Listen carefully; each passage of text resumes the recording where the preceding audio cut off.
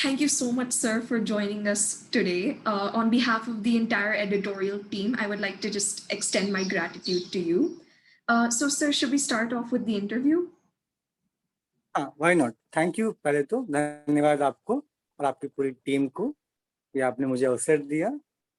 आप शुरू कर सकते हैं. So, sir, would you like to start off by introducing yourself? Okay. मेरा नाम अवधेश झा हो, डॉक्टर अवधेश झा है और मैं अभी ललित नारायण मिथिला विश्वविद्यालय में सहायक अध्यापक as assistant professor in Hindi पे पोस्ट होता हूँ. Okay, sir. So, sir, आपकी qualifications exactly क्या हैं? Qualifications. तो मैं स्टार्टिंग से बोल देता हूँ, जिसके हाई स्कूल से स्टार्ट हम लोग करते हैं ना. तो ये पढ़ाई लिखाई बेसिकली +2 तक 10th और +2 जो है यूपी बोर्ड से हुआ और it's entirely Hindi medium. Okay. तो 10th हमारा साइंस था, साइंस मीडियम से था, उसमें साइंस मेजर सब्जेक्ट था और फिर 12th मैंने लिया बायोलॉजी. उसमें सब्जेक्ट मेजर था वो बायोलॉजी का सब्जेक्ट मेजर था. After that, I decided कि I have to shift in arts field because why? Because मैं अच्छा स्टूडेंट था बायोलॉजी का, ठीक है, बट अगर फैमिली की जो इकोनॉमिकल बैकग्राउंड होती है सो मुझे लगा नहीं कि वो सपोर्ट हो पाएगा मेडिकल फील्ड के लिए. Okay. तो मैंने शिफ्ट किया और फिर आर्ट्स में आया. तो आर्ट्स में आने के बाद मेरा क्या इंटरेस्ट है वो देखा मैंने. सो मुझे लिटरेचर अच्छा लगा. तो I choose Hindi, French, Sanskrit and ancient history. ठीक है. तो 12th तक मैंने यूपी बोर्ड से पढ़ा. उसके बाद ग्रेजुएशन मेरा था वो हुआ बीएचयू से, बनारस हिंदू यूनिवर्सिटी से. Okay. ठीक है. आफ्टर दैट हिंदी ऑनर्स लिया हमने. हमारे ऑनर्स होता है बीएचयू में कि आप 3 सब्जेक्ट में आपका मेजर क्या लेंगे, आप 3rd ईयर के लिए क्या लेंगे मेजर सब्जेक्ट. तो I decided to choose Hindi honours. Sanskrit भी अच्छा था, बुरा नहीं था, लेकिन संस्कृत में लिखना आता था मुझे और पढ़ना आता था. लेकिन जैसे हम लोग बात कर रहे हैं, हिंदी अंग्रेजी में बात करते हैं, वैसे संस्कृत में हम बात नहीं कर पाते. तो कहीं ना कहीं वो लैंग्वेज के साथ एज ए स्टूडेंट भी वो जस्टिफाई नहीं होता. So I shift to Hindi honours और उसके बाद फिर पीजी किया हमने हिंदी में, सेम बीएचयू से, हिंदी डिपार्टमेंट से. उसके बाद थोड़ा मुझे लगा कि 5-6 साल बहुत हो गए बीएचयू में के इंस्टीट्यूशंस में. तो वहाँ से मैंने फिर शिफ्ट किया. मैंने एंट्रेंस दिया एमफिल के लिए और एमफिल में स्कॉलरशिप मिलती है. Most of the central university आपको स्कॉलरशिप देती हैं. उस समय हमको मिलते थे, 2009 की बात है. 8 में मेरा कंप्लीट हुआ एमए, 6 में बीए कंप्लीट हुआ 2006 में. तो 9 में हमने एमफिल के लिए अप्लाई किया. जामिया मिलिया इस्लामिया दिल्ली में है. Okay. उसके बाद हमने अप्लाई किया पौंडीचेरी सेंट्रल यूनिवर्सिटी, पौंडीचेरी में है. फिर महात्मा गांधी अंतर्राष्ट्रीय विश्वविद्यालय वर्धा में, वहाँ अप्लाई किया. फिर हैदराबाद सेंट्रल यूनिवर्सिटी में अप्लाई किया. तो इन सारी जगहों पे सिलेक्शन मेरा हो गया था. लेकिन बीएचयू से पढ़ने के बाद जो इन्वायरमेंट चाहिए था मुझे, वो मुझे हैदराबाद से मिला. तो मैंने वहाँ पे ज्वाइन किया और जो सब्जेक्ट चाहिए था मुझे, वो भी मुझे वहाँ पे स्पेस मिला as a theatre and drama theatre. वो स्पेस मुझे वहाँ मिल रहा था, तो इसलिए मैंने सिलेक्शन एसयू कर लिया. आफ्टर दैट एमफिल में क्या होता है कि आपको कोर्स वर्क होते हैं 6 महीने के और फिर 6 महीने के लिए आपको किसी थीसिस लिखनी होती है, छोटी थीसिस, किसी सब्जेक्ट पे, टॉपिक पे, राइटर पे. तो मुझे एमफिल में मैंने हबीब तनवीर एक बहुत बड़े कलाकार हैं इंडिया के, इन द वर्ल्ड फेमस है. तो उनके थिएटर्स पे नाटक पे काम किए और गोल्ड मेडल भी मिला मुझे 2009 में. ठीक है. और उसके बाद फिर पीएचडी शिफ्ट हुआ 2009 में और जस्ट कंप्लीटेड पीएचडी जो है कंप्लीट किया. उसी बीच पीएचडी कंप्लीट करने के बाद you know better that is only important qualification ना. तो इतना ही क्वालिफिकेशन है, पीएचडी ही है. और अभी थोड़ा मूड है कि डीआरसी वो पीडीएफ होता है, पोस्ट ग्रेजुएट फेलोशिप, तो वो करने का विचार है. लेकिन अभी फिलहाल पीएचडी करके अभी जॉब कर रहा हूँ. उसके बीच में मैंने 2 स्कूल्स में पढ़ाए हैं. तो इंटरनेशनल स्कूल में सांचा मारे में पढ़ाया है मैंने 2 साल और लगभग 2 साल ऑफिस इंटरनेशनल स्कूल में पढ़ाया है. तो यू नो दैट यही जर्नी है मेरी एज ए एजुकेशनल जर्नी. यही है. सर इसके बाद जितने भी क्वालिफिकेशंस लिए थे आपने, आपने करियर एग्जैक्टली क्या चूज किया था? सही क्वेश्चन। कैरियर एग्जैक्टली मैंने ये चूज किया बिकॉज अब देख, कैरियर चूज करना होता है एज ए स्टूडेंट। पहले तो आप एक स्टूडेंट के रूप में अपने आप को कहाँ देखते हो, कि कहाँ आप फिट बैठे हो। ये कंपटीशन का जमाना है, उस समय भी था, अभी भी है और आगे भी होगा। अब थोड़ा सब्जेक्टिव से ऑब्जेक्टिव की तरफ कंपटीशन आ गया। ठीक है, संख्या बढ़ रही है, सब्जेक्टिव के हिसाब से नॉलेज मांगता है, ऑब्जेक्टिव नॉलेज मांगता है, बट वहां पे सर्टेन क्या होता है कि ओके भीड़ बहुत है, हमने ऑब्जेक्टिव कर लिया। मैंने कैरियर चूज किया एज ए स्टूडेंट, मेरी क्या कैपेबिलिटी है first of all. Because family, सारी फैमिली सपोर्ट करती है, चाहे कोई भी हो। अगर बच्चा अच्छा है तो फैमिली सपोर्ट करती है। लेकिन थोड़ा सा मैं थोड़ा शिफ्ट हुआ कि नहीं, फैमिली के हिसाब से भी मैंने देखा कि मैं क्या कर सकता हूँ। कैरियर्स में बहुत और चूज करना आसान नहीं था कि क्या करना चाहिए। क्योंकि जब मैं 10th में था तब मैंने डिसाइड किया था कि मैं मैथ्स लूंगा और मैं एयरफोर्स ज्वाइन करूंगा। ठीक है, तो मैथ्स में अच्छे मार्क्स आए नहीं और मैं एयरफोर्स ज्वाइन कर नहीं पाया। फिर मैंने बायोलॉजी लिया कि ठीक है डॉक्टर बनूंगा और लोगों की सेवा करूंगा, मैं कमाऊंगा, जो भी है सेवा करूंगा। बट बायोलॉजी पढ़ते पढ़ते 2 साल कंप्लीट करते करते ये थोड़ा फील हुआ कि जिस मीडियम में मैं पढ़ रहा हूँ उस मीडियम में मैं शायद अगर डॉक्टरी करने जाऊं तो मुझे बहुत टाइम लग जाएंगे, 3-4 साल। तो कैरियर चूज करने के लिए सोचना ही पड़ेगा कि आप क्या कर सकते हैं। फैमिली सपोर्ट करेगी, मुझे लगता है, ये मेरी फीलिंग है कि फैमिली सपोर्ट करती ही है हमेशा। अगर बच्चा अच्छा है तो सपोर्ट करेगी ही करेगी। लेकिन आपको वो फिल्टर करना है कि हम क्या कर सकते हैं, हमसे क्या हो पाएगा, उसमें भी इंटरेस्ट इंपॉर्टेंट है। तो मैं बायो से करके मैं बीएससी कर सकता था, लेकिन बी बीएससी बीएससी हम ग्रेजुएशन लेवल में कर सकता था।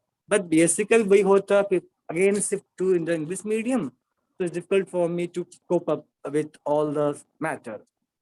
तो फिर मैंने कहा कि नहीं, लिटरेचर लेते हैं। और लिटरेचर मेरे लिए थोड़ा फेवरेट था, थोड़ा सा मुझे पोइट्रीज, ड्रामा ये सब अट्रैक्ट करते थे, गाने बहुत खींचते थे। तो मैंने डिसाइड करते हैं, तो 12th के बाद ही मैंने डिसाइड कर लिया, जैसे एंट्रेंस दिया मैंने डिसाइड कर लिया, वो जो एग्जाम का टाइम होता है ना, उसी में डिसाइड कर लिया कि नहीं मैं आर्ट्स में जाऊंगा और आर्ट्स में कुछ करूंगा। नाउ अगेन जब बीए ज्वाइन किया तो जो huge competition in BHU, BHU is not, if you know Google करोगे आप बीएचयू के बारे में आपको हिस्ट्री मालूम चलेगी। बहुत पुरानी यूनिवर्सिटी है, 100 साल ऊपर हो चुके हैं उसको, और सेंट्रल यूनिवर्सिटी है। तो बीएचयू में भी आप एडमिशन इतनी आसानी से मिलते नहीं। और साइंस स्ट्रीम्स होने के बाद बीए में, आर्ट्स में जाने का आपके रैंकिंग अच्छे नहीं आएंगे, क्योंकि आपने पढ़ा नहीं है आर्ट्स, आप सोशियोलॉजी नहीं पढ़े हो, आप इकोनॉमिक्स नहीं पढ़े हो। एज ए साइंस स्टूडेंट ठीक ठाक रैंक आया, ज्वाइन किया, बट जब ज्वाइन किया उसके बाद अच्छे रैंक में आने लगे, मतलब ऑल टोटल। तो कोई सो वहां पर डिसाइड हुआ कि नहीं ठीक है, लिटरेचर पढ़ेंगे और इसमें कुछ करेंगे। फिर भी आसान रास्ता होता नहीं है, एज ए क्योंकि हम लोग मिडिल क्लास फैमिली से आते हैं, जाहिर सी बात है। तो मिडिल क्लास फैमिली में आपको जॉब पहले पकड़नी होती है, जॉब। कैरियर तो बात की बात है, कैरियर मतलब आपका जॉब मिल जाए। आप प्राइमरी में पढ़ाओ तो जॉब मिल गया, आप कहीं भी गवर्नमेंट जॉब पालो, आप चपरासी बन जाओ, क्यों नहीं बन जाओ, तो जॉब है, वो भी कैरियर ही है। काम सारे काम ही होते हैं, ठीक है, कोई डिस्क्रिमिनेशन नहीं होता है।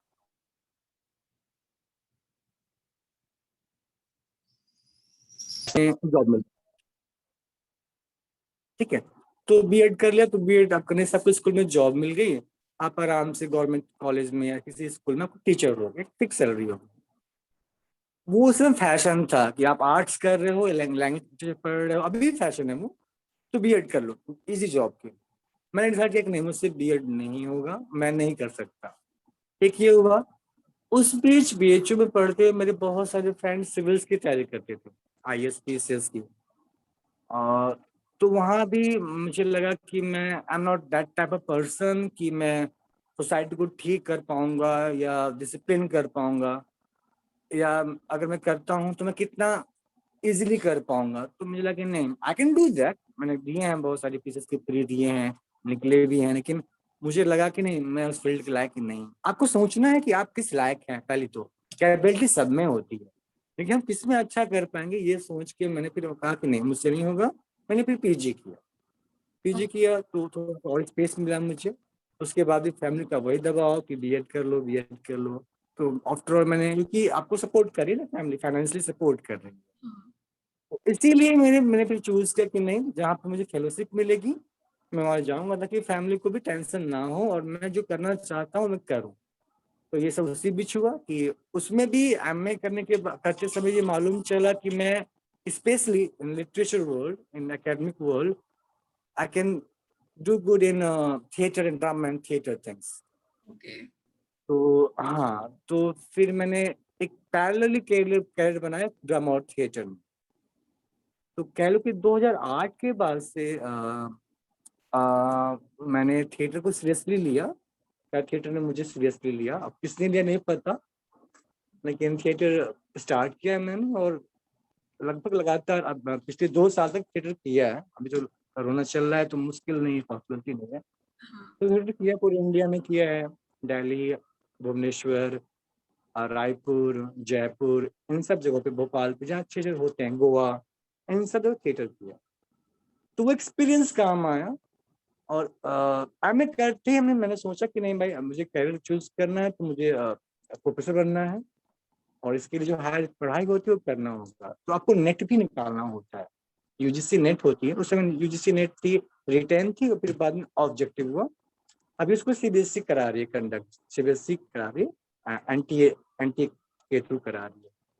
तो इसलिए नेट निकला मेरा, एमफिल कंप्लीट हुआ, पीएचडी कर रहा था। ये करते करते फेलोशिप बंद हुई, तो मैं एज ए, क्योंकि टीचर बनने के लिए टू ABCD ऑल्सो ना, वहाँ पढ़ाई होती नहीं, मैंने बीएड किया नहीं। तो I started to teach in school. तो सन टाइम मैंने ज्वाइन किया और फिर उसके ऑफिस किया।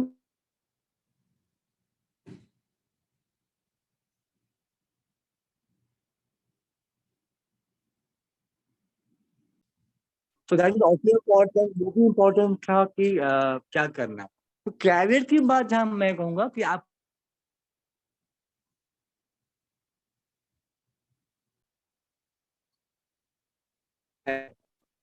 तो आपको आज मिलेगा। तो टाइम 10th के हिसाब से, 12th भी आप डिसाइड कर लो क्या करना है, तो वो भी सही समय है कि आप कैरियर को चूज कर सकते हो। अब कोई भी फील्ड हो सकता है, मेडिकल फील्ड हो सकता है, आईटी फील्ड हो सकता है, आर्ट्स का फील्ड हो सकता है, ठीक है, अब फैशन डिजाइनिंग का फील्ड हो सकता है। आजकल तो वेरिएशंस है ना कैरियर में, कि आप डांस को भी अपना बना सकते हो कैरियर, आप फैशन डिजाइनिंग को बना सकते हो अपना कैरियर। आप उस समय क्या था कि हम लोग सिर्फ इंजीनियर बनना है और डॉक्टर बनना है, ये दो कैरियर समझ में आते थे। हाँ, अब बट तो बहुत स्कोप है। हाँ, अभी बहुत सारे स्कोप और पीपल एक्सेप्ट भी कर रहे हैं कि नहीं ये भी है। हाँ कपड़े जो निफ्ट है, नाइफ्टी जो है, वहां पे कपड़ा बनाओगे ऐसे पूछते हैं क्वेश्चन, गाँव में कपड़े बनाते हो, ये क्या करना है। जैसे आपको मास्टर शेफ बनाओगे, शेफ बनना है तो खाना बनाओगे।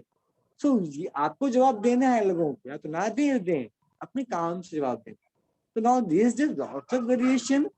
सो वो एग्जैक्टली 10th और 12th जो ग्रेड है हम लोग का, वो सही समय होता है कि हम क्या कर सकते हैं।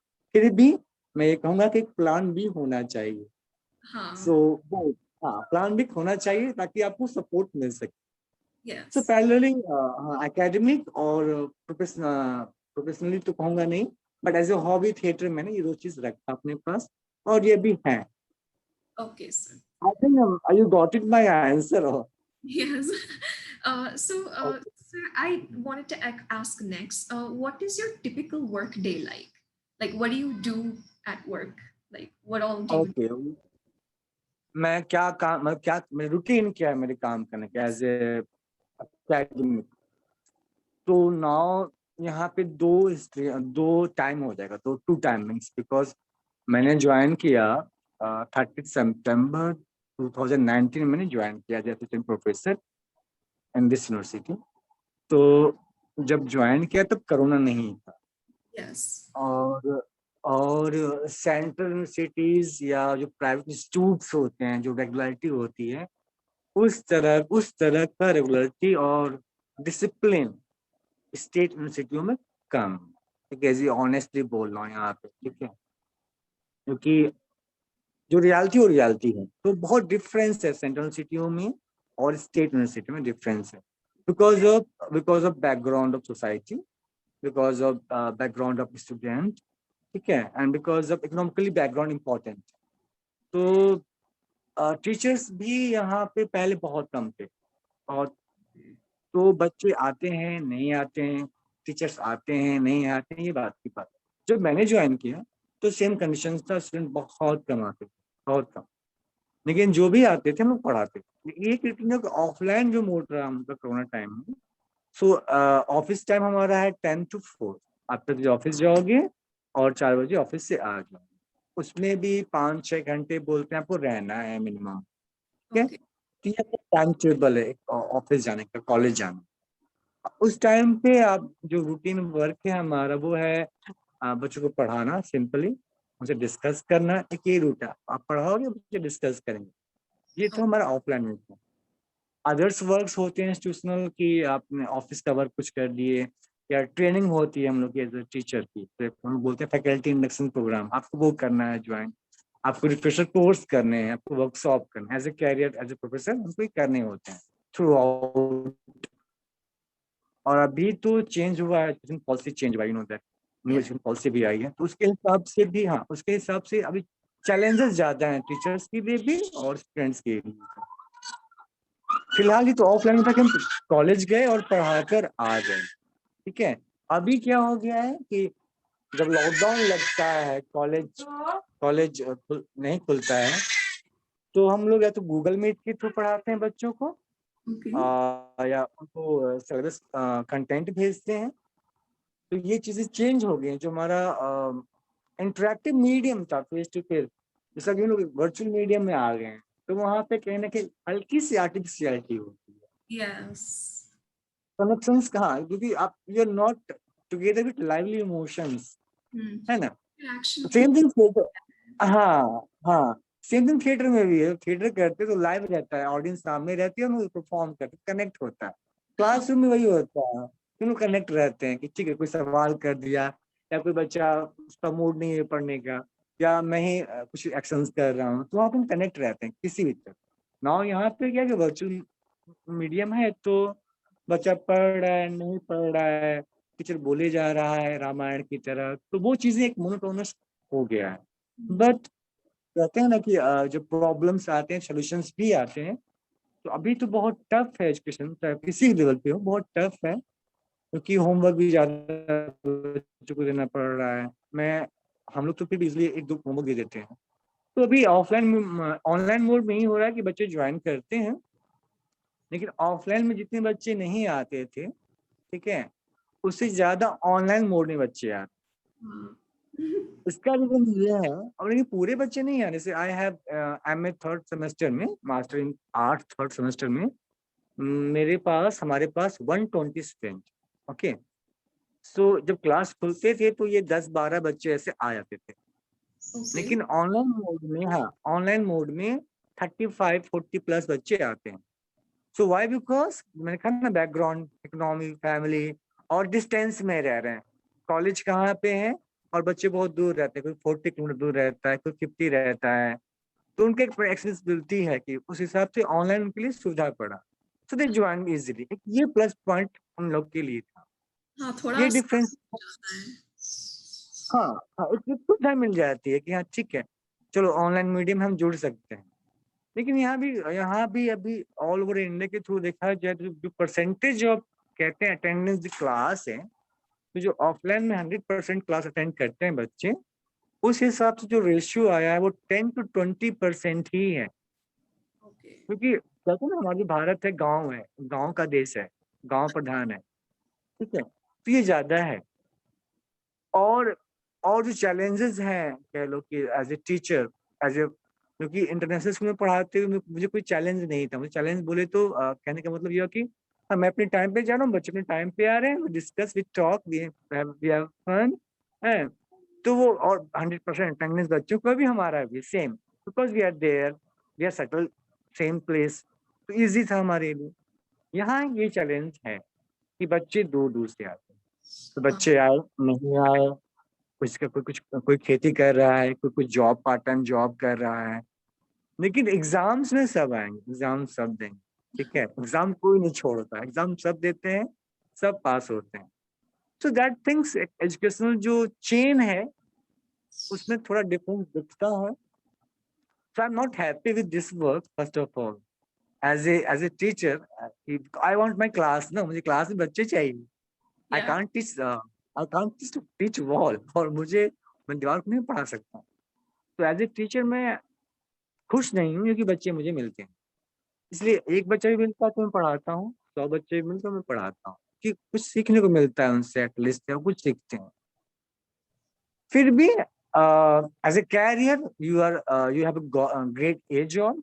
अगर बात करेंगे कैरियर की बात करेंगे तो you have great as job, आपको अच्छी सैलरी मिलती है, आपके पास अच्छा स्पेस है फ्यूचर में। आप असिस्टेंट प्रोफेसर हो, फिर एसोसिएट बनोगे, फिर प्रोफेसर बनोगे, फिर एचओडी बनोगे, आप डीन बन सकते हो, आप चांसलर बन सकते हो। इतनी स्पेस है इसमें, आप किसी इंस्टीट्यूट में। हाँ, बहुत स्पेस, बहुत, क्योंकि हाई ग्रेड है। एक आईएएस स्पेसेस से भी कह लो कि हमारी जॉब जो है ऊपर। Obviously teaching job is not, तो हम अगर एक सिंपल मेटाफर में कहें कि एक डॉक्टर जो है एक पेशेंट की जिंदगी खराब कर सकता है, एक इंजीनियर जो है एक पुल खराब कर सकता है, कंस्ट्रक्शन खराब कर सकता है। ये अगर हम लोग खराब करेंगे तो एक सोसाइटी, समाज खराब करेंगे। तो रिस्पॉन्सिबिलिटी जो है ज्यादा है टीचर के ऊपर। सो सोशल रिस्पॉन्सिबिलिटी भी है, तो ये चीजें हैं। Okay. मुझे समझ में आया कि बोलना चाहिए। बहुत कुछ है बोलने को आशी, बहुत कुछ है, ठीक है, लेकिन आप सिलेक्टिव हो जाते हो, कुछ चीजों में होना पड़ता है। डिफरेंस है सेंट्रल सिटी में जो पढ़ाई है, रूटीन है, जो स्टेट में है पढ़ाई रूटीन, वो डिफरेंस है। और ये सब डिपेंड्स करता है आपके सिनेरियो पे। तो वो पॉलिटिकल आ जाता है, सोशली आ जाता है, इकोनॉमिकली बैकग्राउंड आ जाता है। और बिहार का तो मैं जिस जगह पे हूँ, ठीक है, मैं जिस जगह पे हूँ उसको बोलते हैं मधुबनी। Okay. हाँ, हिस्ट्री में आप जब जाओगे तो in history Madhubani is famous area with culture very strong, ठीक है। In language, in painting, you know that painting also, Madhubani painting सभी जानते हैं, तो बहुत ही स्ट्रॉन्ग एरिया है। बट सिस्टमेटिकली कहो तो चीजें अलग हैं। तो इंडिविजुअली लोग यहाँ पे ग्रोथ कर रहे हैं।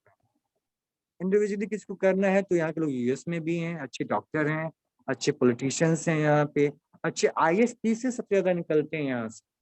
मधुबनी डिस्ट्रिक्ट से अच्छे आईएएस मतलब पूरे इंडिया में देखा जाए तो बिहार से तो होते ही हैं, स्पेशली मधुबनी दरभंगा से अच्छे निकलते हैं इंस्टीट्यूशन। तो इंडिविजुअली ग्रोथ यहाँ ज्यादा होता है। तो सोशल स्ट्रक्चर आप देखते हो हैदराबाद में या मुंबई में, वो थोड़ा डिफरेंस है। This challenging for me, and obviously I am doing it, कर रहा हूँ जो करना चाहता हूँ। Anything else? Yes, sir. So, next question. Do you have any daily rituals that you do to keep your creative spirits up? Like maybe do you have some item that you keep with you that you cherish to help, get your creative juices flowing? Oh, creative thing, okay, ठीक है, good thing. So as a, I have just creative thing की बात करोगे तो as a hobby I do like drama and theater, ठीक है। So drama और theatre के लिए you have to practice every day, ठीक है। तो नाउ द सिचुएशन, अभी वो स्पेस है नहीं। नहीं तो पहले मैं साल में एक प्ले क्रिएट करता था और एक दो प्ले में एक्ट करता था। तो वो आपको थिएटर के प्रोसेस में ही आप वो कर सकते हैं, वो होता ही था कि आप थिएटर में जब कर रहे हैं ग्रुप में, तो एक्सरसाइजेस वगैरह होते हैं, लैंग्वेज प्रैक्टिस होता है, स्पीच प्रैक्टिस होता है। तो all this thing in theatre workshop हम लोग करते थे। Not this days I am not doing theatre, not doing any drama things. So but as a theatrist, as a person जो प्यार करता है थिएटर को, उसके लिए ये कहा गया है कि आप परफॉर्म नहीं करते हो तो कोई बात नहीं, आप एक्ट नहीं करते तो कोई बात नहीं, आप डायरेक्ट नहीं करते तो कोई बात नहीं, आप लिख सकते हो, आप पढ़ सकते हो, ठीक है। आपको कनेक्ट रहना है। अभी you can write review about any play, you can write review about any any film. तो स्पेशली आज मैं फ्री टाइम में, या मेरा जो पर्सनली टाइम होता है एकेडमिक छोड़कर, तो मैं पढ़ता हूँ, ठीक है। स्पेशली मैं पोएट्री पढ़ता हूँ। I love to read poetry, I love to write poetry also. मतलब मुझे जब मन आता है मैं लिख देता हूँ, 2-4 लाइन लिख देता हूँ, फेसबुक पे लिख देता हूँ, इंस्टा पे लिख देता हूँ। बट फेसबुक पे मैं इसके लिए लिखता हूँ 2 liners, 1 liners, I always. They're हाँ good. मैं, हाँ। तो कभी लंबी पोएट्री, तो आपको क्रिएटिव रहने के लिए एक ना एक स्किल्स रखना है। तो बेसिकली आपको से जुड़ना पड़ेगा, चाहे वो लिटरेरी मीडियम हो, आपको पोएट्री पढ़िए या लिखिए, या नाटक पढ़िए या करी कीजिए, या कोई आप अच्छी मूवी देख लीजिए। और आप अच्छी मूवी देख रहे हैं और डिस्कस समबडी, वो भी आपकी क्रिएटिविटी को जिंदा रखता है। Yeah. ठीक है, आपने मूवी देखा और फिर चाय पिया और भूल गए, तो वो फिर कहीं और चला जाएगा। Yeah. तो my wife is good partner with me, तो हम लोग मूवी देखते हैं साथ में, तो वी डिस्कस। और मूवी किसी भी लैंग्वेज में देखते हैं हम लोग, कोरियन देखते हैं, फ्रेंच देखते हैं, चाइनीज देखते हैं, मलयालम, जापानीज, एनी लैंग्वेज जो अच्छा मिला, जो रिव्यू अच्छा मिला, हम लोग देखते हैं और वी डिस्कस। तो क्रिएटिविटी को जिंदा रखने के लिए आपको अपने स्किल्स को खोने नहीं देना है। ठीक है, So continuous तो मुझे, practice जैसा. या, हाँ, बिकॉज बिना प्रैक्टिस के आप बेस्ट हो ही नहीं पाएंगे, और कोई परफेक्ट नहीं होता है। पहली बात, क्रिएटिव चीज में कोई बोल रहा है मैं बहुत बड़ा आर्टिस्ट हूँ, मैं बहुत बड़ा तोप हूँ, तो कोई नहीं होता। वो एक लाखों का युग का समय लग जाता है। That's why if you good reader and if you good listener, तो आप में वो क्रिएटिविटी का लेवल बढ़ता है। आप जितनी बुक्स पढ़ोगे, आप जितनी किताबें पढ़ेंगे, उतने थॉट्स और विचार, मतलब किसी किताब लिखा, मतलब आपने बुक लिखा, ठीक है, आपने किताब लिखी और मैं उसको पढ़ा, तो आशी ने जो लिखा, जिसने एक्सपीरियंस किया थ्रू द राइटिंग, वो एक्सपीरियंस एज ए रीडर मुझे भी हो रहा है, Yeah. वो एक मुझे भी मिल रहा है। तो इसीलिए आप जितना पढ़ेंगे उतना आपको परसेप्शंस मिलेगा, और हाँ, आपको ऑब्जर्वेशन का मौका मिलेगा, you can connect and collect the things. So और इन थिएटर हम लोग बोलते हैं 3 चीजें इंपॉर्टेंट हैं, अगर क्रिएटिव थिंग्स की बात करें, किसी क्रिएटिविटी में 3 चीजें मुझे लगता है कि शामिल होती है। उससे पहला है ऑब्जर्वेशन। हम ऑब्जर्व करते हैं ना कि लोग क्या कैसे, क्या क्या हाव भाव है, क्या एक्सप्रेशन है चेहरे का, कैसे बोल रहे हैं, क्या Taking. हाथ का मूवमेंट, हाँ, या कोई कैसे नल की ढक्कन ढक्कन खोलता है। आप टैप खोलोगे तो आपका खोलने का तरीका अलग होगा, मम्मी खोलेंगे तरीका अलग होगा, है। तो ऑब्जर्वेशन जो है वो भी बहुत मायने रखता है। देन आपका इम, हम लोग जो इमेजिनेशन करते हैं, इमेजिनेशन, इवन आप if you can't imagine, you can't, आप अच्छे साइंटिस्ट भी नहीं हो सकते। अगर आपको कल्पना ही करने नहीं आती है, तो आप आर्टिस्ट क्या, आप अच्छे साइंटिस्ट भी नहीं हो सकते। हाँ. तो हाँ, तो यही है कि आपको सोचने की भी क्षमता होनी चाहिए, आप इमेज कर सकें, इमेजिन कर सकें चीजों को। तो कल्पना बहुत इंपॉर्टेंट है, इमेजिनेशन। एंड देन थिएटर भी इम्प्रोवाइज्ड, कॉपी करना इजी है, लोग कॉपी, आज का पूरा जमाना, अगर क्रिएटिव की बात है, तुमने जो कही एग्जैक्टली, क्रिएटिव चीज कैसे जिंदा रखें, बहुत कुछ यूट्यूब पे है, बहुत कुछ सोशल मीडिया पे है, या जो पीटीटी ओटीटी प्लेटफॉर्म है ना, नेटफ्लिक्स में सब कुछ है, लोग देखते हैं, यूट्यूब पे बनाते हैं वीडियो, रील्स बनाते हैं, तमाम चीज। आप उनसे क्या डिफरेंट कर रहे हो? Originality. हाँ, आपका क्या उसमें क्या टच है, उसमें आपका क्या योगदान है? तो वो उसको बोलता है इंडिविजुअलिटी, जो बात तुमने की, जिसको टीएस रिलेट बोलते हैं कि जो बहुत इम्पोर्टेंट है। सो दैट इज थिंग कि उसको हम लोग बोलते हैं थिएटर में इम्प्रोवाइजेशन। हाँ. ठीक है, इम्प्रोवाइज करते हैं। सो Hmm. ये सब चीजें एज ए क्रिएटिव पर्सन आपको प्रैक्टिस करना पड़ेगा, आपको छोटी छोटी चीजें ऑब्जर्व करनी होंगी, आपको लिखना होगा, पढ़ना होगा, सुनना होगा, और दिस डे आपको कंट्रोवर्सी से बचना होगा। अगर आप चाहते हैं कि एज ए आर्टिस्ट अपने आप को सरवाइव करना, तो आपको सबसे पहले सोशल रिस्पॉन्सिबिलिटी समझनी है, हाँ. और आपको किसी का साइड नहीं चूज करना है। आपका जो दिल बोल रहा है, आपको जमीर जो बोल रहा है, आपको वो करना है। सो मैं समझता हूँ कि हम लोग लिटरेचर के स्टूडेंट हैं, टीचर भी हैं, तो हमारे यहाँ एक राइटर हैं प्रेमचंद, मुंशी प्रेमचंद, उनको कोट करूंगा, और इम्पोर्टेंट लाइन है। वो कहते हैं कि साहित्य है वो राजनीति से आगे चलने वाली मशाल है, मतलब लाइट है।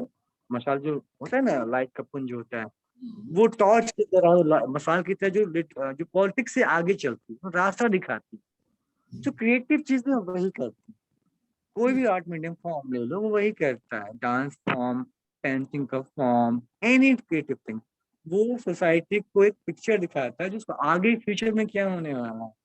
आज जो वायरस आया है, इस वायरस की जो कंडीशन हम लोग झेल रहे हैं ना, इस वायरस के ऊपर तमाम फिल्में मिल जाएंगी आप लोग को सेम। अगर मान लो वायरस आ गया तो क्या होगा, क्या situation. So you have to practice, we have to practice, you want to कि मेरी कला जिंदा रहे मुझ में। और आपको जिंदा दिल आदमी रखने बनना पड़ेगा। You have to be happy. जो आप कर रहे हो उसमें आपका है, आप क्रिएट कर रहे हो। जैसे माँ बाप ने क्रिएट किया है तो हम कुछ क्रिएट करते हैं, जो हैप्पीनेस है वो मिलता है। अगर ये खुशी मिल रही है तब तब कोई गम नहीं, it's okay, everything is fine. Definitely. हाँ। So next, have you heard of Phoebe Waller-Bridges? No, no So idea. she is a British actress, producer, and also a writer. So what she does is she maintains all her ideas in a long email draft. So, sir, do you have any ways in which you maintain your creative ideas? Like you capture them and then you maybe note it down somewhere, or you have a document. So, what do हाँ, you?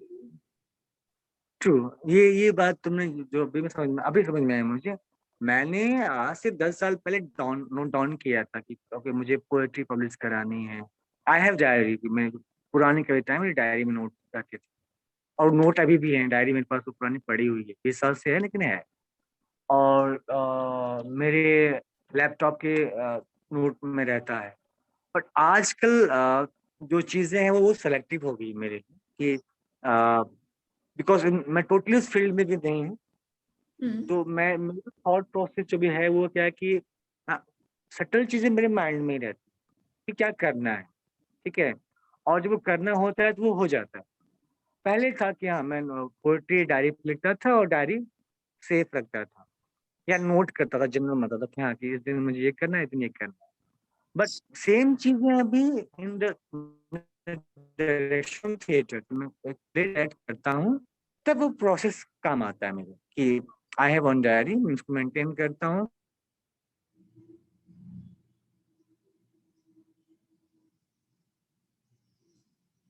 Journal रखता हूँ या diary रखता हूँ, ताकि क्या चीजें आज हुई हैं और क्या चीजें कल होंगी और क्या टारगेट है, क्योंकि इस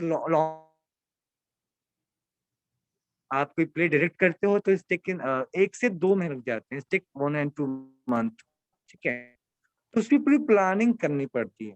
तो that time I have a diary with the script with the actors, और उस समय नोट करता हूँ कि आज फर्स्ट डे काम किया, सेकंड डे काम किया। और जब सब लोग चले जाते हैं उसके बाद भी मैं बैठ के काम करता हूँ कि क्या क्या चीज रह गई, क्या अच्छा रह गया, क्या पॉलिश करना है, कौन सीन कमजोर रहा, किस एक्टर को ये कमी है, तो वो नोट डाउन में करता हूँ। But these days I am not habitual for the typing कि हमने ड्राइव में किया। बट जब मैं प्रोसेस में रहता हूँ तब मैं ये करता हूँ। और वो Okay. करना भी चाहिए, वो करना भी चाहिए, क्योंकि आपके पास एक ट्रैक रिकॉर्ड रहता है जो आपको प्रेजेंट टाइम में हेल्प करता है। जैसे स्कूल में हम लोग पढ़ाते हैं तो अपन नोट्स बनाते हो ना, तो हाँ आप भले सब कुछ ना नोट कर लें या सब कुछ ना लिख पाए, कोई स्पीड है बोलने की टीचर्स की, वो लिखवाएगा तो जो क्लास एक दिन खत्म होगी 3 दिन में खत्म होगी। तो आप नोट करते हो important keywords, important lines, important definitions. तो वैसे ही मैं नोट्स बनाता हूँ, स्क्रिप्ट पे नोटेशन करता हूँ, लैंग्वेज ठीक करता हूँ स्क्रिप्ट की, एक्टर की लैंग्वेज चेंज करता हूँ, तो वो सब करता हूँ। और आई थिंक एक सारे सारे जो स्टार या आर्टिस्ट करते हैं, मोस्ट ऑफ हर जगह के लोग करते हैं, बिकॉज आपने जो आज काम किया है वो कल आपको एक अलग ढंग से परफॉर्म करना पड़ जाता है।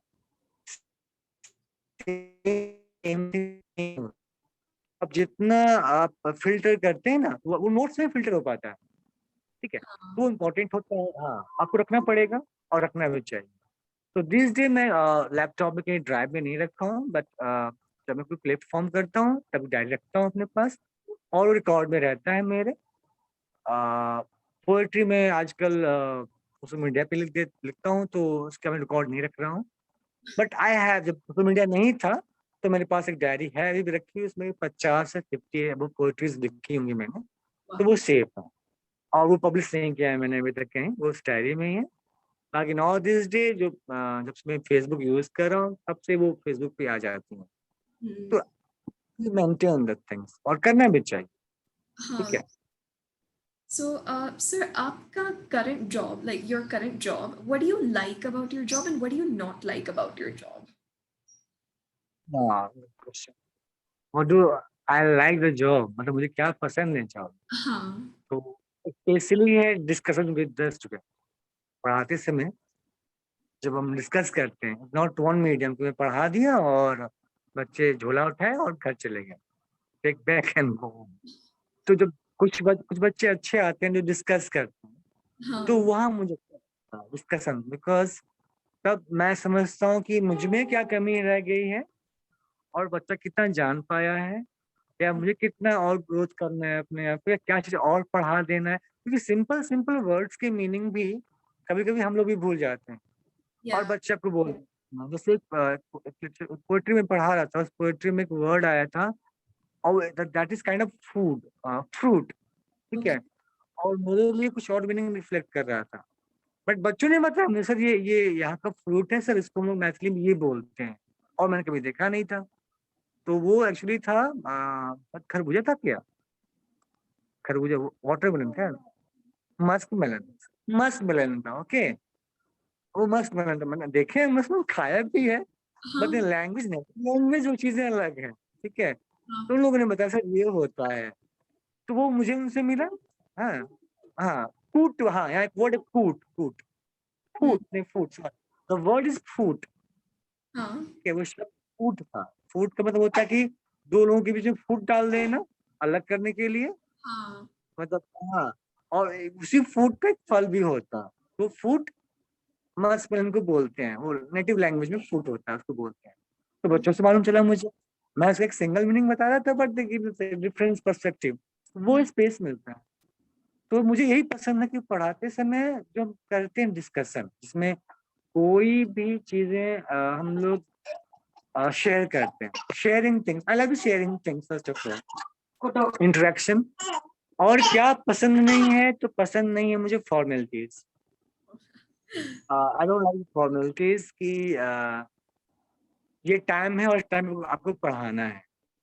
स्पेशली होता क्या है कि जैसे मेरे क्लास होते हैं पर डे 3 और 4 क्लासेस होते हैं, मुझे मिनिमम 2 क्लासेस करनी होती हैं टेक्निकली, बट समटाइम्स हैपन कि टीचर्स अवेलेबल नहीं है और मुझे पढ़ाना है, तो पढ़ाएं कि ना पढ़ाएं कि जो टेंस होता है मैं उसमें नहीं रहता हूँ, ओके ठीक है, मैं पढ़ा देता हूँ, फॉर्मेलिटी नहीं करना चाहता, पहली बात। और जो अच्छा नहीं लगता है वो यही है कि रेगुलरिटी नहीं है, हाँ, आज बच्चे आए कल नहीं आए, परसों बच्चे आए नहीं आए, तो वो चीजें नहीं है, तो वो थोड़ा और लगता है, बट इट्स ओके, क्या कहेंगे, इट्स ओके कह सकते हैं, everything but has I love. pros and cons. हाँ, बस वही है, तो जब Mhm. आते हैं बच्चे तो पढ़ाते हैं, जब नहीं आते तो नहीं पढ़ाते हैं। लेकिन आप अपने मन का काम कर रहे हो ना, तो आपको वो दिक्कत नहीं होती। हाँ, एक और मैं पॉइंट कहूंगा, जब ऑनलाइन ही क्लासेस होते हैं या ऑफलाइन भी होते हैं, तो जिस दिन बच्चे आते हैं या पढ़ाई हम लोग करते हैं और अच्छा डिस्कशन होता है, तो आपका पूरा दिन बन जाता है, हाँ, एक अलग सी एनर्जी रहती है, हाँ, एक अलग सी एनर्जी रहती है, हम्म, तो वो फीलिंग मुझे अच्छी लगती है पर्सनली।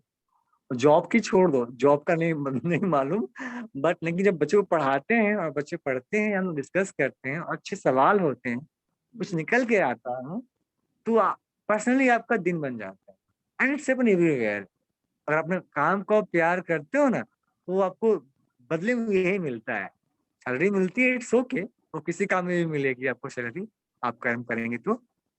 मेरे लिए क्या रहा, खुशी इंपॉर्टेंट रहे, तो मैं जो काम कर रहा हूँ उसमें मैं खुश हूँ कि नहीं, मैं हम्म, जिनके लिए काम कर रहा हूँ वो खुश हो रहे हैं कि नहीं, हाँ, शायद यही बात है कि यू नो, पता ही होगा कि व्हाट मैंने क्या एज ए टीचर क्या पढ़ाया ओकरेज में, और हाँ, आपने क्या सीखा ओकरेज में, तो वही हाँ, कनेक्शन है, वही आपको जिंदगी भर याद रहते हैं।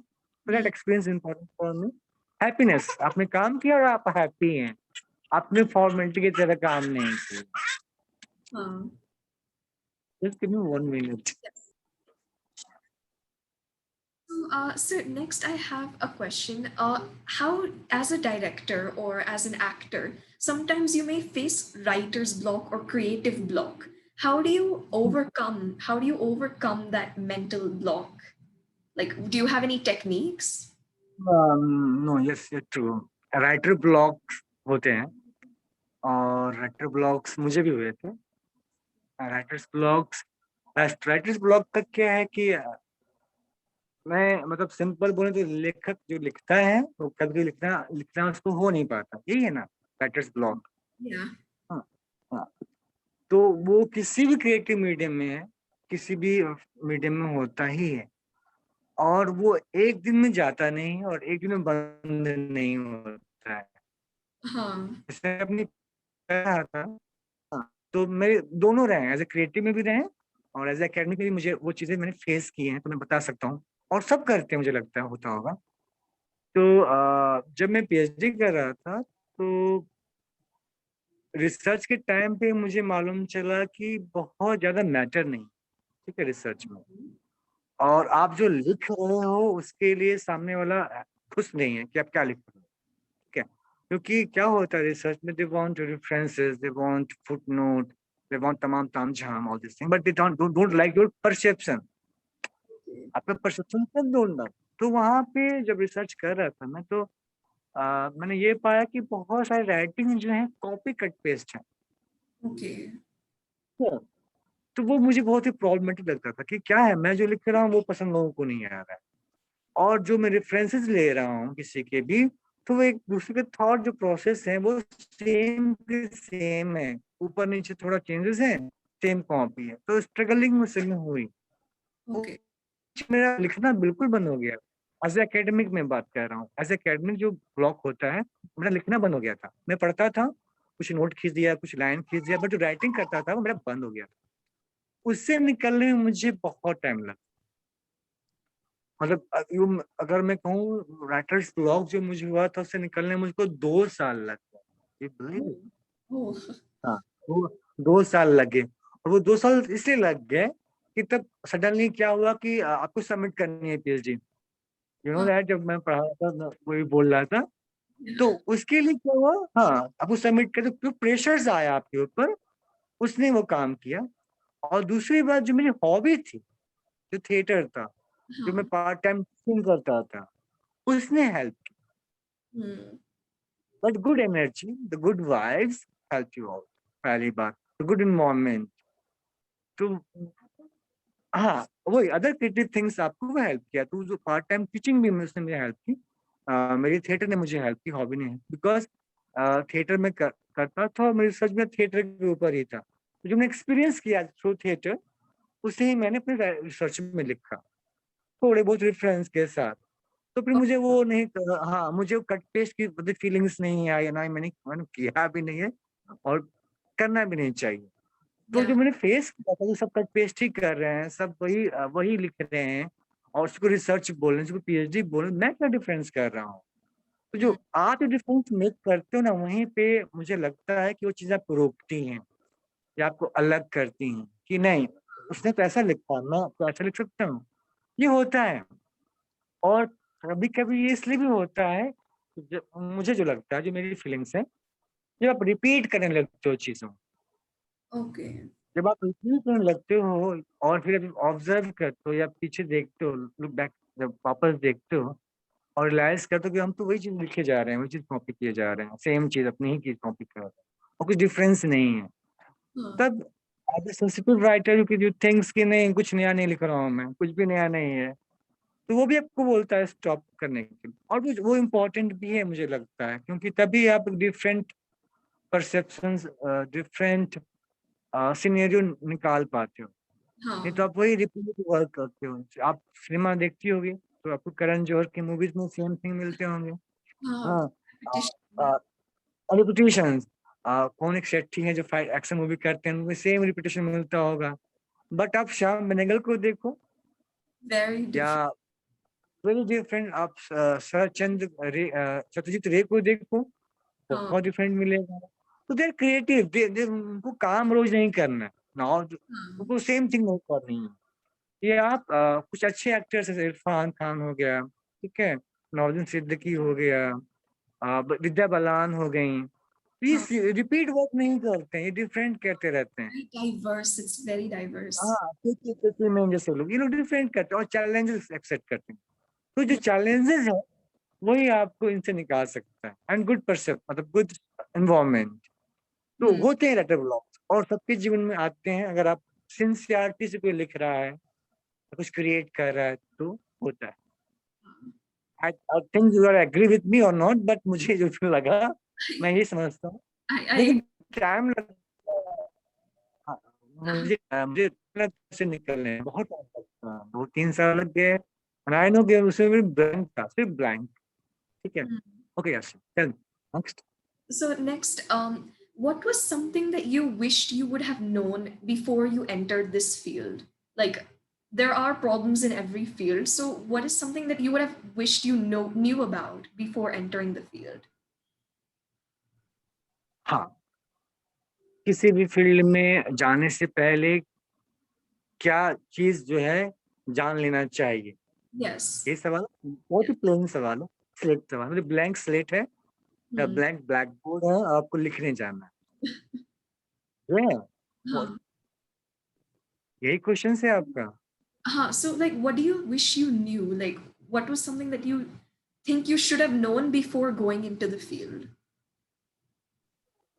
हाँ, मतलब मैं किसी फील्ड में जाने से पहले ऐसा मतलब मैं इस फील्ड में आया, एकेडमिक्स में आया या थिएटर में आया, तो मैं जानता तो अच्छा होता है, ये कहा। Yeah. तो मैं एकेडमिक्स का तो नहीं दूंगा, एग्जाम्पल नहीं दूंगा, क्योंकि एकेडमिक्स में आ, बहुत कुछ रह जाता है। ठीक है, जैसे मैं बोलूंगा कि मैं अपने जो जॉब, जो हिंदी लिटरेचर का जॉब है मेरा एज ए प्रोफेसर, उसमें बहुत कुछ चीजें हैं कि जो मुझे जाननी चाहिए। लेकिन एज ए डिग्री के हिसाब से मेरे पास सारी क्वालिफिकेशंस हैं, तो वो उतना नहीं रहता है इम्पोर्टेंट, तो उसको मैं साइड में रखता हूँ। मैं आई थिंक मैं तुमको थ्रू थिएटर और ड्रामा ही बता पाऊँ कि व्हाट इज, जाने से पहले मैं क्या सीख लेता तो और अच्छा होता। तो ऑब्वियसली ड्रामा और थिएटर में आने से पहले मैंने स्टार्ट जब किया ड्रामा और थिएटर, तो थोड़ा क्लियर होगा आइडिया। तो most most of the time, हाँ, छोटे में बोलो या लंबे में बोलो चलेगा? So anything is fine. You can the more information the better. Okay, you can edit easily, हाँ दैट इज थिंग। तो क्या, जब मैंने पहले स्टार्ट किया थिएटर, तो आप थिएटर में अचानक से मैं गया नहीं। हम देखते हैं कोई चीज हमको अट्रैक्ट करती है और तब हम थिएटर ज्वाइन करते हैं। तो जब मैं ग्रेड 5 में था, तो मेरे ग्रेड 8 के सीनियर्स थिएटर किए, तो मुझे अच्छा लगा, पहला एक्सपीरियंस। ग्रेड 8 में गया तो मेरे सर ने मुझे बोला कि तुम एक चूज करो, रोल करोगे सिपाही का, तो मैंने किया। वो दूसरा एक्सपीरियंस हुआ थिएटर का। फिर एक लंबे समय के बाद जब मैं बीएचयू में गया, तो बीएचयू में या कहीं भी जैसे स्कूल्स में या कॉलेज में एनुअल फेस्ट होते हैं, कल्चरल इवेंट्स होते हैं, तो वो आपको अट्रैक्ट करता है। तो बीएचयू में होते थे, अभी भी होते हैं कल्चरल इवेंट बहुत सारे। तो वहां मुझे थिएटर ने बहुत अट्रैक्ट किया। लेकिन थिएटर के साथ साथ मुझे डांस भी अट्रैक्ट करता था, Oh. मुझे म्यूजिक भी अट्रैक्ट करता था, अभी करता है मैं बोलूंगा। ठीक है, मुझे पेंटिंग्स बहुत अट्रैक्ट करती हैं। ठीक है, और फिर जब प्रोफेशनली मैं थिएटर में आया, तो मैं ऑलरेडी ट्रेनिंग कहीं नहीं हुई। मेरे जो गुरु हैं सत्यव्रत राउत, प्रोफेसर पद्मश्री उनको मिला है, उनसे मैंने सीखा जो भी सीखा, और बाकी हम लोग फ्रेंड से सीखते रहे, थिएटर सीखते, बट प्रॉपरली मैंने उनसे सीखा। तो उसके थिएटर में आने से पहले जो सर ने ट्रेन किया, वो तो उन्होंने ट्रेन कर दिया, बट क्या चीज रह गई है, तो ऑब्वियसली म्यूजिक रह गया। Oh. अगर मैं म्यूजिक की मुझ में समझ अच्छी होती, तो Hmm. आई और अच्छा करता थिएटर। मुझ में सेंस ऑफ जो पेंटिंग होता, मतलब सेंस है, but I can't paint properly ना। मुझे पता है कि ये पिक्चर अच्छी है, ये What? डिजाइन अच्छा है, कलर कॉम्बिनेशन अच्छा, हाँ, लेकिन मेरे हाथ से नहीं हो पाता है, तो ये रह गया। हाँ, कोरियोग्राफी इज, फोटोग्राफी रह गया, मतलब मैं गुड इन फोटोग्राफ, मैं फोटो गुड अच्छा नहीं हूँ, तो I फोटोग्राफी अच्छी नहीं have आती seen मुझे। your photographs, sir. They are good. No, but you are saying perceptions, but I know that कुछ चीजें रह जाती हैं। हाँ. हाँ, देन फिर dance is also important part of the drama. तो एज ए फनी डांस मैंने किए हैं, स्टेज शोज किए हैं, वो चलता है। बस टेक्निकली अगर मैं सीखता और गाना टेक्निकली सीखता, गाता हूँ मैं, I am good bathroom singer. Friends के लिए गा लेता हूँ, बर्थडे पार्टी में गा लेता हूँ, अभी बच्चे के लिए गाता हूँ मैं डिफरेंट डिफरेंट साउंड्स में। आई लव टू सिंग, ठीक है। लेकिन जिस तरह से मैंने प्रोफेशनल थिएटर सीखा एक गुरु के अंदर में, वैसे ही अगर मैं म्यूजिक, डांस और चीजें सीखता तो काफी बेहतर होता। Okay. क्योंकि हाँ, वो टूल्स हैं। ड्रामा का मतलब हुआ ये सारी चीजें आ जाती हैं ड्रामा में। Hmm. आप ड्रामा मूवी देख रहे हो तो मूवी एक स्मॉल पार्ट ऑफ ड्रामा है, ठीक है, वो रिकॉर्डेड है, बस इतना अंतर है। और कई सारे टेक होते हैं उसके अंदर। हाँ. तो म्यूजिक सपोर्ट करता है, मूवी है ना, बैकग्राउंड साउंड चल रहा है, डांस सपोर्ट करता है, गाने सपोर्ट करते हैं। ये चीज अगर मैं सीखता अच्छे से तो बहुत डिफरेंस होता। तो हाँ, ये चीजें हैं, मैं मानता हूँ कि कुछ चीजें रह जाती हैं और उसके लिए हम स्ट्रगल करते हैं। तो Okay. एकेडमिक में भी चीजें हैं। तो मेरा फेवरेट जो टॉपिक है जब मैं पढ़ाता हूँ, तो थिएटर टॉपिक मेरा फेवरेट है। फिर पोएट्री मैं पढ़ाता हूँ फेवरेटली। थोड़ा बहुत पोएटिक्स और लैंग्वेज पे कमांड कम है, बट ओके है कि मैं पढ़ा सकता हूँ। बट जितना मैं ज्यादा स्टोरी, थिएटर, ड्रामा और पोएट्री पे फोकस करता हूँ as a teacher, but linguistic और पोएटिक्स में थोड़ा कम फोकस करता हूँ। Okay. तो थोड़ा और जानता तो और अच्छा होता। Hmm. इसलिए मैंने तुमको एग्जाम्पल दिया थिएटर का, कि थिएटर में अगर मैं और ये चीज सीख लेता तो काफी अच्छा होता। हाँ. इट्स इम्पोर्टेंट, आपको सारे पर्सपेक्टिव आने चाहिए। Hmm. नहीं भी आ रहे हैं तो आपको सेंस होना चाहिए। ठीक है, मैं डांस नहीं कर सकता बट आई कैन कोरियोग्राफ, ठीक है, Okay. I can say that अच्छा अच्छा डांस हुआ या खराब डांस हुआ। मैं Hmm. पेंटिंग, इस पेंटिंग्स में चीजें थोड़ी रह गई, थोड़ा और अच्छा होता। ये हाँ. चीजें डिफरेंट बस। और तो आपको अपने सारे स्किल्स आने चाहिए, मैं ये कहूँगा किसी चीज में। और करते करते आदमी परफेक्ट होता है। कोई बहुत टाइम है, सीखूंगा मैं। हाँ. यही है ये क्या मैंने जवाब दिया पर्टिकुलर और नहीं, बोले ये बताओ। दे दिया है. हाँ, मिल गया ठीक जब. हाँ. So I have a few extra questions also. So है। as a director, you must be meeting people from many, many places. So how do you get them out of their comfort zone? How do you like break the ice, जिसको कहता है ना? How do you do that? Like, how do you get them comfortable with one another? Yes, इसको इसके लिए theatre में बहुत सारे एक्सरसाइजेस हैं, गेम्स हैं, ठीक है। जैसे कि हैदराबाद में थिएटर करते हुए जो एक्टर आते थे, या तो वो कहीं से थिएटर करके आते थे, या किसी आईटी में काम करते थे, तो different caste, different culture, different language के होते थे। और मेरे प्ले मैक्सिमम में हिंदी में ही होते थे। तो जो Hmm. आइस ब्रेकिंग हम करते हैं, तो वो छोटे छोटे गेम्स के थ्रू, मान लो कि हमने एक वर्ड दे दिया कि इस वर्ड्स पे आप गाना गाओ। नॉर्मली मतलब उनको उनको बता भी नहीं रहे हैं कि हम आपके बीच में कंफर्ट जोन ला रहे हैं या Hmm. आप में कनेक्शन हम जोड़ रहे हैं। लेकिन हाँ, मतलब हमने कोई गेम दे दिया, जैसे Hmm. कि सिंपल गेम हम जो करते हैं, ट्रस्ट गेम। आपको ट्रस्ट करना है, ठीक है। जैसे कि मालूम, मैं एज ए डायरेक्टर खड़ा हो जाता हूँ बीच में और एक्टर्स घेर लेते हैं, मैं बोलता हूँ मैं गिर रहा हूँ, मुझे बचाओ। और Oh. मैं आँख बंद करके गिरता हूँ, मैं ट्रस्ट करता हूँ, तो दे सेव मी, बचाते हैं। तो वो गेम्स में ट्रस्ट आता है। आप जितना गेम खेलते हैं, हम सीधे स्क्रिप्ट नहीं लग जाते कि हाँ स्क्रिप्ट स्टार्ट करते हैं, ऐसा नहीं होता है। वही हाँ. एग्जैक्टली आई इम्पोर्टेंट है। तो most of the time games के थ्रू, थिएटर गेम्स बहुत सारे होते हैं।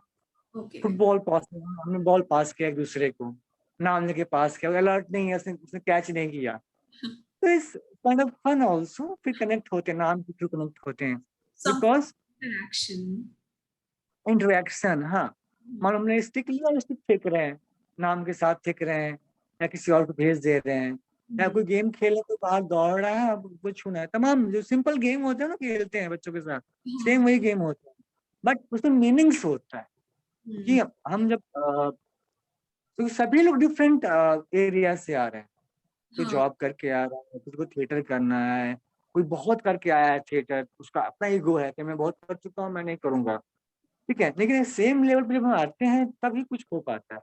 तो हाँ इंटरेक्टिव गेम होते हैं बहुत सारे, वो हम लोग करते हैं और उसके थ्रू ही कनेक्शंस आते हैं स्पेशली।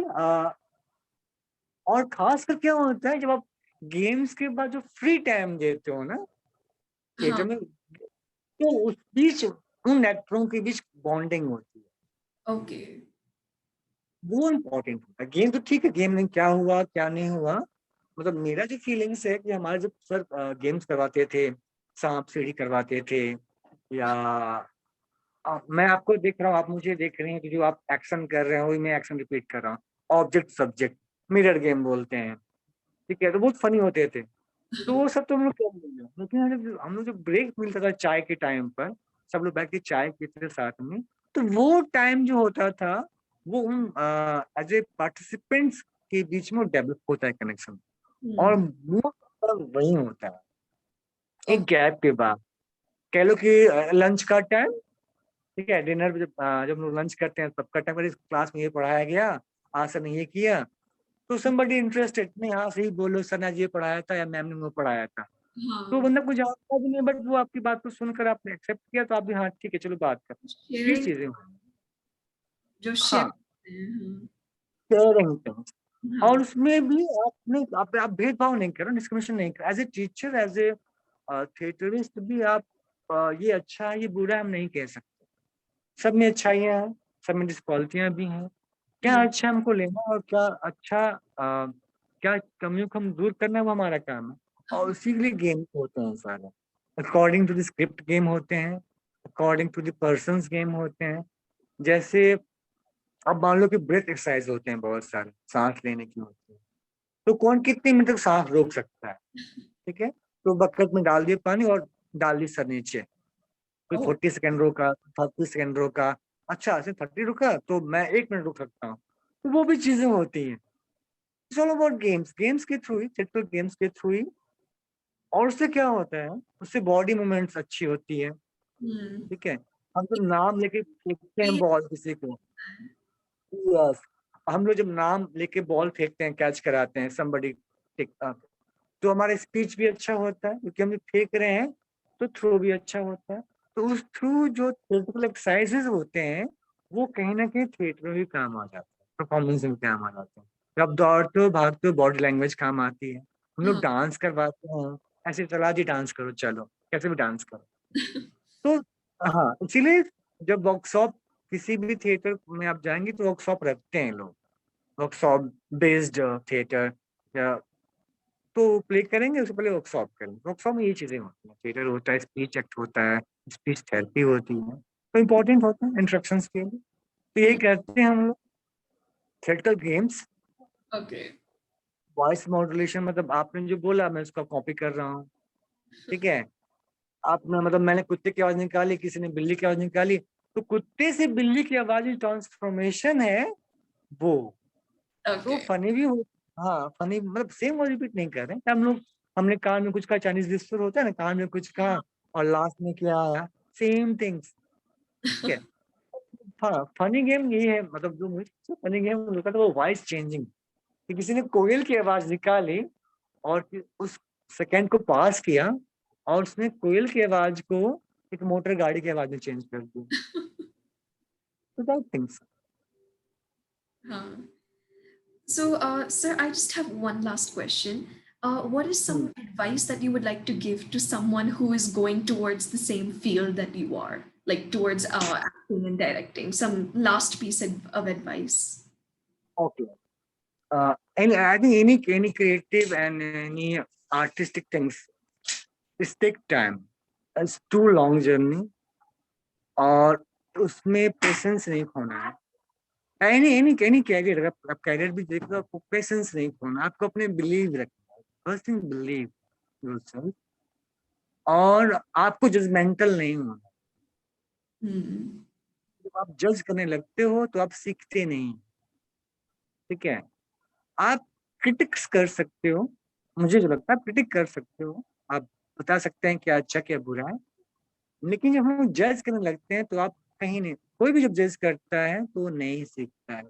मतलब literature and through the knowledge हम कुछ चीज लेते हैं तो हम हाथ ऐसे करते हैं ना, हमें कुछ लेना हाँ, होता है ना, बहुत जजमेंटल हम नहीं होते हैं, हम और छीन नहीं सकते, नहीं हम आपका नॉलेज नहीं छीन सकते आशीष, हाँ, आप willing। जो जानते हैं आप छीन नहीं सकते हो, हम आपसे ले सकते हैं, हम मांग सकते हैं, ठीक है, तो ये होता है, और कोई देगा तो ऐसे देगा, हाँ, फेक की कोई वो भी हम नहीं उठाएंगे ना, नहीं। तो जैसे जज्मेंटल नहीं होना है, और ऑनेस्ट होना है अपने काम के प्रति। हम्म। अगर अगर जितने नाम आप सुनते हो महान महान एम एफ हुसैन है, ये जो नाम है इतने सारे, उन सबकी जर्नी में यही है, उन्होंने हिम्मत नहीं हारी, ठीक है, हाँ, और अपने काम के साथ ईमानदारी रखी, लॉन्ग जर्नी है, और आपको प्रैक्टिस तो करते रहना, आपको जहां से सीखने को मिल जाए आपको सीखना है, हाँ, ये सारी चीजें किताब में नहीं होती, और जो किताब में होती हैं वो लाइफ एक्सपीरियंस ही आती हैं इस किताब में,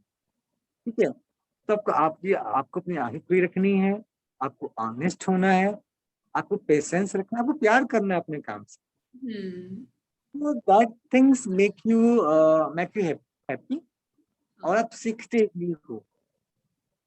मैं इसको नोट मत करना, मत डालना राइटिंग में, ठीक है, ये सिंपल ही बात, जैसे कि पीपीटी बनाना मुझे आता नहीं था, ठीक है, ऑनेस्टली बोलूं, you can do that, no issue, तो पीपीटी आई नो दैट कैसे बनाते हैं PPT, I have knowledge, theory of knowledge I have, but मैंने आप लोग के लिए पीपीटी बनाया फर्स्ट स्टेप पे, ठीक है, तो मैंने बनाया तो मैंने सीखा तो सही कम से कम, और मैं इसको इग्नोर करता नहीं, मेरे को क्या जरूरत है, मैं तो प्रोफेसर बनूंगा, मुझे हाँ, नहीं चाहिए, लेकिन क्योंकि मैं जो जॉब कर रहा हूँ, हाँ, लेकिन जो मैं जॉब कर रहा हूँ उसमें वो डिमांड है, हाँ, तो मैं क्यों नहीं करूंगा, हम्म, और और आपको चूज ही नहीं होना है, अगर आप थिएटर, मतलब आप मान लीजिए as a actor, simple example, as a actor क्या होता है आजकल, जो प्रॉब्लम है, तो यूथ में प्रॉब्लम, हम लोग चाहते हैं जल्दी सीख लो, तो कौन ड्रिंक में डाल दिया और पी लिया और सीख लो, ये ex- ज्यादा है, और हम्म, इट्स हैपन ना, कि हाँ, कैसे आ जाए फट से मुझे,